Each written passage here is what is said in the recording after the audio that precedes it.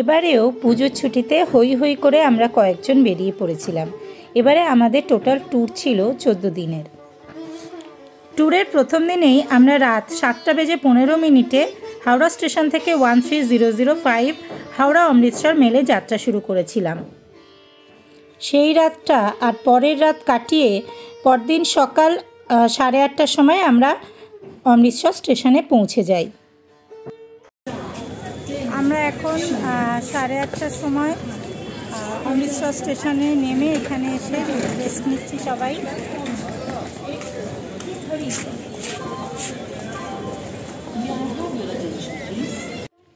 যদিও আমরা থার্ড এসিতে এসেছিলাম, একটা দিন স্নান হয়নি, আর ট্রেনের খাবার তো তোমরা সবাই জানো কেমন হয়। তাই এই সমস্ত কিছু মিলিয়ে সকলেই একটু টায়ার্ড, সকলের মুখেই সেরকম ছাপ দেখা যাচ্ছে। অমৃতসর স্টেশন থেকে একটা অটো বুক করে আমরা সবাই মিলে আগে থেকে বুক করা হোটেলে পৌঁছালাম। সেদিন সকলেই খুব টায়ার্ড ছিলাম, সেজন্যে আমরা হোটেলে চেক ইন করে দুপুরবেলা লাঞ্চ সেরে আমরা বেরোলাম। এদিন আমরা দেখব জালিয়ানওয়ালাবাগ আর তারপরে অমৃতসরের স্বর্ণ মন্দির। আমরা লোকাল অটো করেই এই দুই জায়গা ঘুরতে বেরিয়েছিলাম, কারণ হোটেল থেকে খুবই কাছাকাছি ছিল। তো এখন আমরা যাচ্ছি জালিয়ানওয়ালাবাগের পথে। আমরা এখন যাচ্ছি হিস্টোরিক্যালি ইম্পর্ট্যান্ট একটা জায়গা দেখতে, জালিয়ানওয়ালাবাগ। 1919 সালে যেখানে অত্যন্ত ভয়ঙ্কর একটা ঘটনা ঘটেছিল, যার কথা সবাই জানে। চলো গিয়ে দেখতে আসি।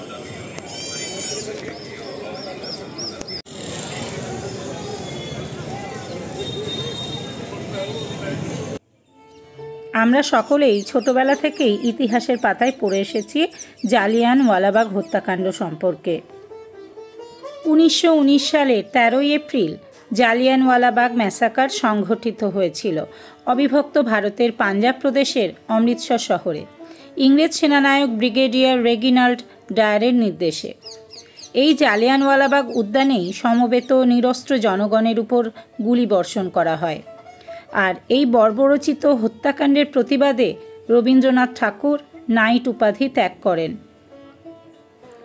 13 এপ্রিল 1919 সালে রাওলাট অ্যাক্ট এবং অন্যান্য দমনমূলক পদক্ষেপের প্রতিবাদে জালিয়ানওয়ালাবাগে একটি বিশাল জনতা জড়ো হয়েছিল। সেখানে জেনারেল ডায়ার, একজন ব্রিটিশ অফিসার, তার সৈন্য নিয়ে ঘটনাস্থলে উপস্থিত হন এবং সেখানকার একমাত্র প্রস্থান পথ বন্ধ করার নির্দেশ দেন। ডায়ার তার সৈন্যদের নিরস্ত্র জনতার উপর গুলি চালানোর নির্দেশ দেন, যা তাদের গোলাবারুদ শেষ না হওয়া পর্যন্ত চলতে থাকে।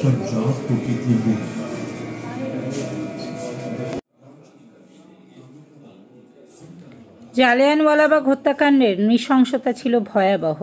সরকারি ব্রিটিশ অনুমান মৃতের সংখ্যা প্রায় 379 বলেছে, যখন বেসরকারি অনুমান বলছে যে প্রকৃত সংখ্যা অনেক বেশি হতে পারে। এই গণহত্যা ভারতের স্বাধীনতা আন্দোলনকে শক্তিশালী করতে সত্যিই একটি গুরুত্বপূর্ণ ভূমিকা পালন করেছিল। তো আমরা সবাই প্রথমে এখানে একটি মিউজিয়াম আছে, সেখানে ঢুকলাম। সেই সময়কার একটা ফিল আনার জন্য ভিডিও এবং সাউন্ড সহকারে সেই রকম পরিবেশ তৈরি করা হয়েছে।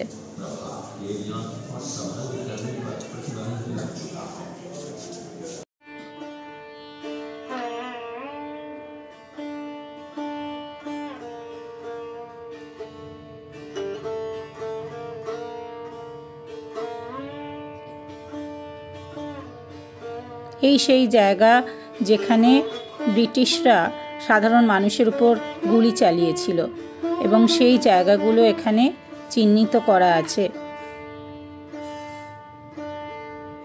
সত্যি এই জায়গাগুলো চোখের সামনে দেখলে মনে হয় ইতিহাসের পাতা যেন বাস্তব হয়ে চোখের সামনে মেলে ধরেছে। ওখানকার ডিপিএস স্কুলের ছাত্রছাত্রীদের এখানে নিয়ে আসা হয়েছে ইতিহাসের পাতাকে বাস্তবে অনুধাবন করানোর জন্য। আর এখন আমরা যে স্মৃতিসৌধটি দেখতে পাচ্ছি সেটা জালিয়ানওয়ালাবাগ হত্যাকাণ্ড স্মরণে স্মৃতিসৌধ। আর বাকি স্মৃতিসৌধগুলো আমরা একে একে দেখে নিলাম।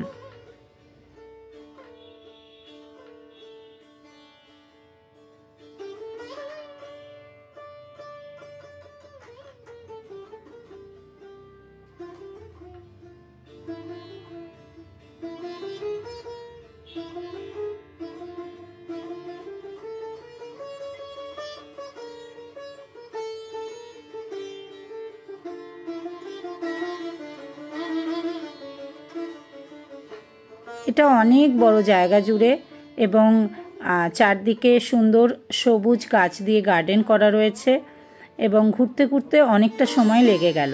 এবারে যে জায়গাটা আমরা দেখতে পাচ্ছি সেখানে লাইট অ্যান্ড সাউন্ড শো হয় সন্ধে 5টা থেকে এবং এটা ফ্রি অফ কস্ট। ওখান থেকে বেরিয়ে আমরা অমৃতসরের বিখ্যাত লস্যি খেলাম, যা খেতে সত্যিই দুর্ধর্ষ।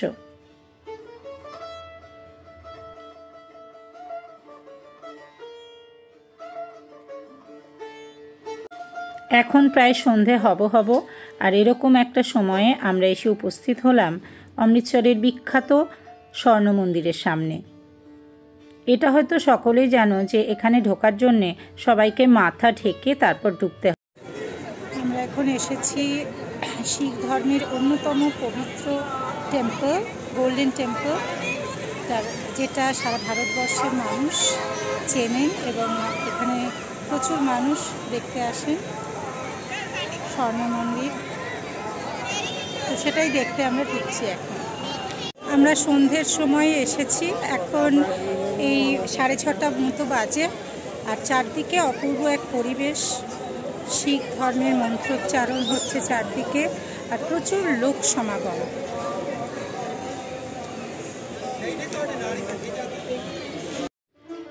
সন্ধেবেলার আলোকময় সুন্দর এক পরিবেশে আমরা মোহিত হয়ে গেলাম। তারপর একটা কাউন্টারে, 10 নম্বর কাউন্টারে আমরা আমাদের জুতো রাখলাম এবং মাথা ঢেকে আমরা মূল মন্দিরে প্রবেশ করলাম। হরমন্দির সাহিব বা দরবার সাহিব কথ্যরূপে স্বর্ণ মন্দির। এটি চতুর্থ শিখ গুরু রামদাস কর্তৃক প্রতিষ্ঠিত হয়েছিল।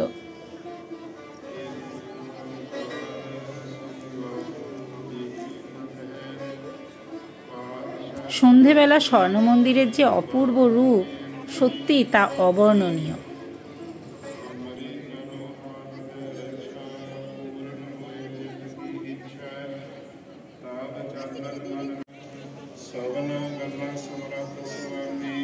তবে আরও একটা কথা বলে রাখি, এখানে দুজন খুব লম্বা লম্বা পাহারাদার ঘুরছিল প্রতি মুহূর্তে, যাতে করে শিখ ধর্মের প্রতিটা নিয়মকানুন সবাই ঠিকমতো পালন করে থাকে। তো 2 থেকে 2.5 ঘন্টার মতো লাইনে দাঁড়িয়ে আমরা শেষ পর্যন্ত মন্দিরের ভেতরে ঢুকতে পারলাম। পরদিন সকালে স্বর্ণ মন্দির দেখতে আরেকবার গেলাম। সেদিন গুরু রামদাসের জন্মদিবস উপলক্ষে সকল শিখ ধর্মের মানুষের বর্ণাঢ্য শোভাযাত্রা অনুষ্ঠিত হচ্ছিল। লাকিলি আমরা সেটার সাক্ষী থাকলাম।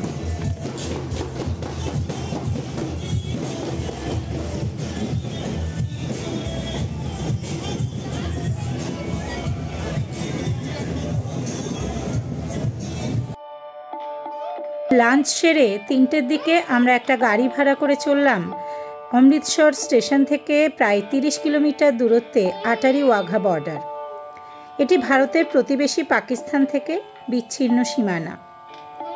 আর এখানে ওয়াঘা বর্ডারে রিট্রিট অনুষ্ঠানটি খুবই মনোমুগ্ধকর হয় এবং সৈন্যরা সুসংগতভাবে মিছিল করে এবং আনুষ্ঠানিকভাবে জাতীয় পতাকা নামিয়ে আনে। এই মনোমুগ্ধকর অনুষ্ঠানটি শুরু হয় গ্রীষ্মকালে 5:15 থেকে আর শীতকালে 4:15 থেকে। ভারতের সীমান্তে দুপাশে গ্যালারি রয়েছে, সেখানে সবাই বসে এই অনুষ্ঠানটি দেখতে পারে এবং এর জন্যে কোনো এন্ট্রি ফি নেই। সাধারণ মানুষরাও এখানে অংশগ্রহণ করতে পারে।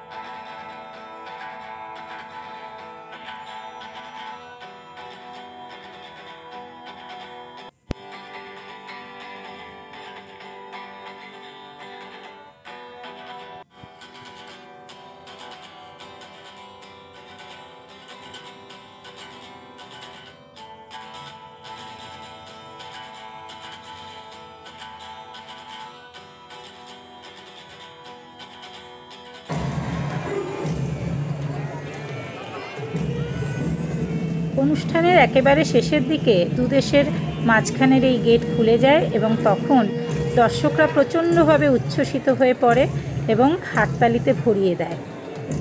তো আমাদের এই ভিডিও আপাতত এই পর্যন্তই। আবার দেখা হচ্ছে নতুন কোনো ভিডিও নিয়ে। টাটা।